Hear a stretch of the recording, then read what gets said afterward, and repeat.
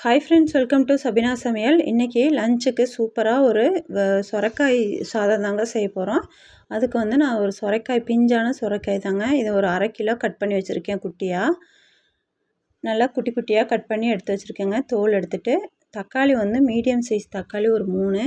இது தாளிக்கிறதுக்கு வெங்காயம், சின்ன வெங்காயம் ஒரு கைப்பிடி, 2 பச்சை மிளகா, கொஞ்சம் கருவேப்பிலை. இது வந்து அரைக்கிறதுக்குங்க. கொஞ்சம் இஞ்சி, கொஞ்சம் பூண்டு, சின்ன வெங்காயம் ஒரு கைப்பிடி அரைக்கிறதுக்கு. இப்போ ஒரு மிக்ஸி ஜார் எடுத்தாச்சு.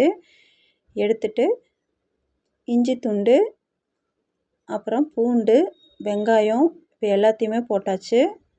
போட்டு நான் வந்து 1.5 டம்ளர் அரிசி தாங்க ஊற வச்சுருக்கேன். சாப்பாட்டு அரிசி தான் எடுத்து ஊற வச்சுருக்கிறேன். இப்போ தக்காளி வந்து 3 தக்காளி போட்டாச்சு. நான் 1.5 டம்ளர் அரிசிக்கு தகுந்த மாதிரி நான் எல்லாம் எடுத்திருக்கேன்.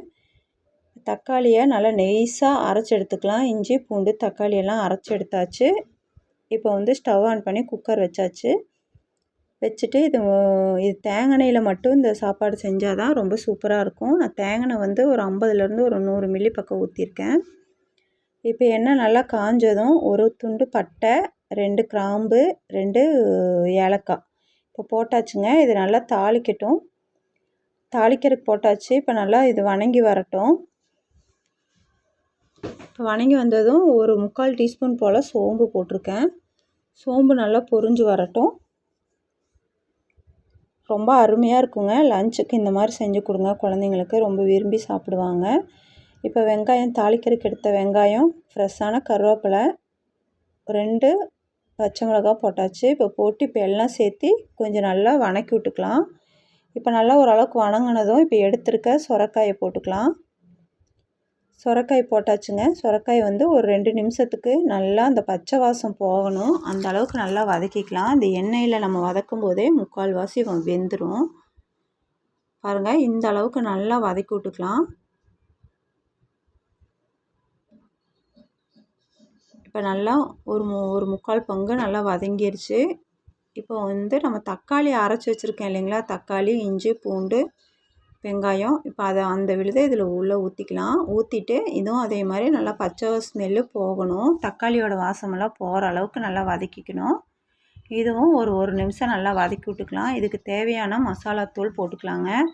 1/4 டீஸ்பூன் மஞ்சள் பொடி, 1 டீஸ்பூன் மிளகாப்பொடி, நான் சாம்பார் பொடி ஒரு 1/2 டீஸ்பூன் போட்டிருக்கேன்.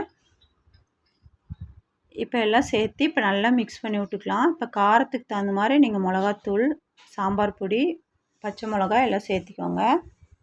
குழந்தைங்களுக்கு பெரியவங்க சாப்பிட்ற மாதிரி இருந்தால் கொஞ்சம் காரம் தூக்கலாக இருந்தாலும் பிரச்சனை இல்லை. குழந்தைங்களுக்கு லஞ்ச் பாக்ஸ் கொடுத்து விட்றதுனால கொஞ்சம் காரம் கம்மியாக போட்டு கொடுத்துடலாம். இப்போ இது நல்லா வணக்கியாச்சு பாருங்கள். இந்த பச்சை வாசம் எல்லாம் போயிடுச்சு. டக்குன்னு நிமிஷத்தில் நம்ம செஞ்சிடலாங்க. ஈஸியாகவும் இருக்கும், அதே மாதிரி ஹெல்த்தியானதும் கூட. இப்போ நான் நல்லா வணக்கி விட்டாச்சு. இப்போ நான் அரிசி வந்து நல்லா வடித்து எடுத்திருக்கேங்க. 1.5 டம்ளர் அரிசி ஒரு 1/2 மணி நேரமாக ஊற வச்சுருக்கேன். இப்போ அந்த அரிசி போட்டாச்சு.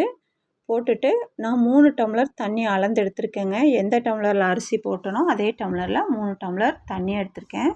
இப்போ தண்ணியும் ஊற்றியாச்சு. இப்போ நல்லா கலந்து விட்டுட்டு இப்போ சாதத்துக்கு தேவையான அளவு உப்பும் போட்டுக்கலாம். உப்பும் போட்டு நல்லா கலந்து விட்டுக்கலாம். கலந்து விட்டுட்டு குக்கர் விசில் போட்டு ஒரு 2லேருந்து ஒரு 3 விசில் விட்டு எடுத்துக்கலாங்க. இப்போ உப்பு போட்டாச்சு. உப்பு போட்டு நல்லா கலந்து விட்டுட்டு லாஸ்ட்டாக வந்து ஒரு 2லேருந்து ஒரு 3 டீஸ்பூன் போல் நெய் ஊற்றிக்கலாம். நெய் ஊற்றினோம்னா லாஸ்ட்டில் ஊற்றுறது வந்து நம்மளுக்கு மேலே சாதத்து மேலே அப்படியே நல்லா பொழுன்னு இருக்கும். கொஞ்சம் ஃப்ரெஷ்ஷான கருவேப்பிலை. இப்போ வந்து நெய் வந்து 2லேருந்து 3 டீஸ்பூன் போல் ஊற்றியாச்சு.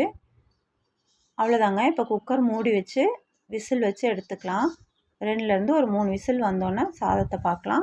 அதுக்கு நான் சைடிஷாக வந்து முட்டை, பெப்பர் பொரியல் தான் செய்ய போகிறேன். 2 முட்டை எடுத்திருக்கேங்க. ஒரு 2 பெரிய வெங்காயம் கட் பண்ணி வச்சுருக்கேன் நீல வாக்கில், ஒரே ஒரு பச்சை மிளகா. இப்போ வடைச்சட்டி வச்சாச்சு. வச்சுட்டு ஒரு 3 டீஸ்பூன் போல் தேங்காய் எண்ணெய் ஊற்றியாச்சு. தேங்காய் எண்ணெயில் ஜீரகம் வந்து ஒரு 1/4 டீஸ்பூன் போட்டாச்சு. போட்டு ஜீரகம் நல்லா பொரிஞ்சதும் வெங்காயம், பச்சை மிளகாய் எடுத்து வச்சுருக்கேன், அது போட்டுக்கலாம். முழுக்க இது வந்து வெறும் பெப்பர் மட்டும்தான் போட்டு செய்கிறது. அதனால தான் பச்சை மிளகாய் நான் ஒன்று போட்டிருக்கேன். இப்போ இது நல்லா வெங்காயம் வந்து நல்லா பொன்னிறமாக வர அளவுக்கு வதக்கிக்கணும். இது சைடிஷாக வந்து முட்டையில் இந்த மாதிரி நம்ம பொரியல் மாதிரி பண்ணாலும் நல்லாயிருக்கும், இல்லை ஆம்லேட் போட்டு சாப்பிட்லாம், ரொம்ப சூப்பராக இருக்குங்க. இப்போ வெங்காயம் நல்லா வதங்கி வந்துருச்சு. முட்டையை நான் உடச்சி ஊற்றிட்டேன். பெப்பர் வந்து ஒரு 3/4 டீஸ்பூன் போல் போட்டிருக்கேன். போட்டு இப்போ இது நல்லா கலந்து விட்டுக்கலாம். தேவையான அளவு உப்பு. அவ்வளோதாங்க, அருமையான நம்மளுக்கு பெப்பர் முட்டை பொரியல் சூப்பராக ரெடி ஆயிடுச்சு. நீங்களும் இதே மாதிரி உங்கள் குழந்தைங்களுக்கு நீங்களும் செஞ்சு கொடுங்க, இல்லை லஞ்சுக்கு செஞ்சாலும் ஓகே தான். இப்போ குக்கர் வந்து விசில் வந்துருச்சு. நான் வந்து 3 விசில் விட்டு எடுத்திருக்கேங்க. பாருங்கள் சாப்பாடு எவ்வளோ புழுகுலுன்னு நல்லா சூப்பராக வந்திருக்குன்னு. அருமையான நம்மளுக்கு சுரைக்காய் சாதம் சூப்பராக ரெடி ஆயிடுச்சுங்க. அவ்வளோதாங்க, இப்போ குக்கர் இறக்கி வச்சாச்சு. நம்ம முட்டை பொரியல் ரெடி ஆயிடுச்சு. நான் வந்து டிஃபனுக்கு ஆப்பந்தாங்க செஞ்சுருக்கேன். ஆப்பம் தேங்காய் பால். இது வந்து நம்ம ரேஷன் அரிசியில் தாங்க ஊற வச்சு இப்போ நம்ம செஞ்சது எவ்வளோ சூப்பராக கிறிஸ்பியாக ஆப்பமும் வந்திருக்குன்னு பாருங்கள். அவ்வளோதாங்க, இன்றைக்கி லஞ்ச் ரெசிபியும் பார்த்தாச்சு, டிஃபன் ரெசிபியும் பார்த்தாச்சு. அவ்வளோதாங்க இந்த வீடியோ. பாய்.